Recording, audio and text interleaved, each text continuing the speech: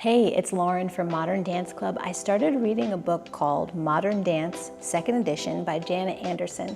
And today I wanted to have a little sit-down chat to just talk about some of the things that I took away from that book. In chapter 1, the precursors, they call it, of modern dance. They talk about a few modern dance pioneers. It's not an all-inclusive book in any way, but I want to focus on the people that are included in this book. Loie Fuller, Isadora Duncan, and I haven't quite gotten to the section about Ruth St. Denis yet. In this section, there was a quote. It talked a little bit about self-determination of these dancers and their willingness to experiment. And I wrote those two things down because I'm a parent, I am an artist, I am a partner, I'm all of these different things.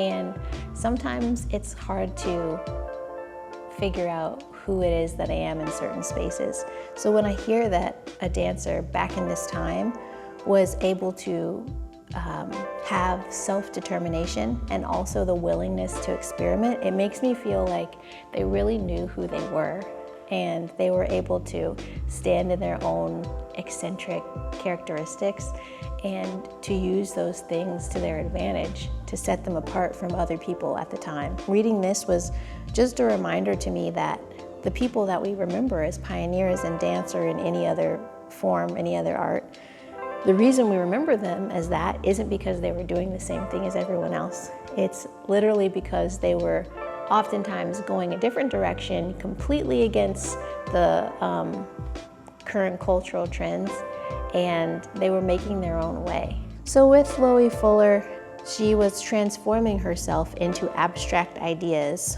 They talked about Art Nouveau and Rodin calling her a woman of genius, Isadora Duncan praising her respect as an innovator, and creating illusions with light and fabric. You can read this in other books or just Google her name, Loie Fuller, L-O-I-E, Fuller, F-U-L-L-E-R.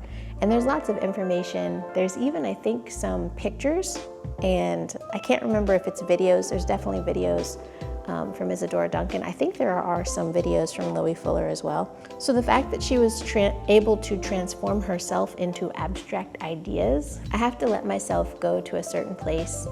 I have to let myself get to a zone, a state of flow, to be able to feel like I'm creating anything that's abstract.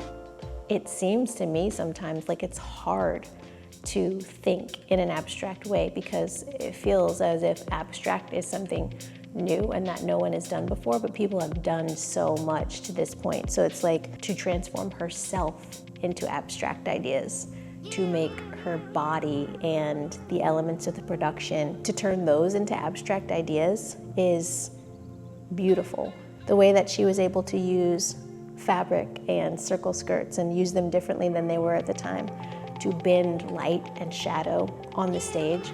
These things were new at the time and not being used in dance. Other artists called her a woman of genius and praised her. Isadora Duncan. I wrote, confidence as a dancer from a young age, creating systems, teaching neighborhood kids to dance.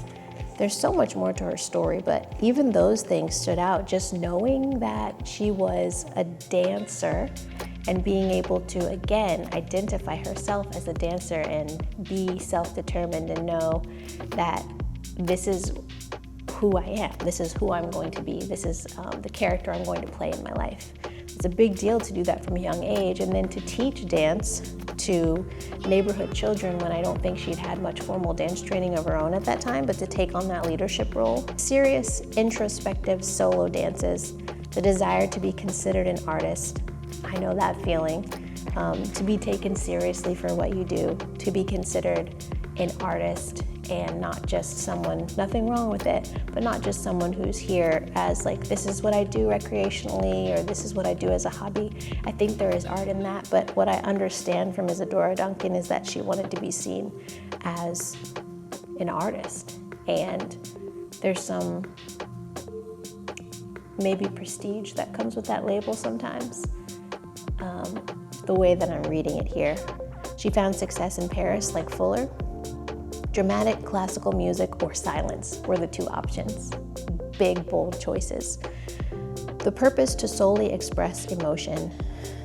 Fiercely feminist, and the other parts of her story that were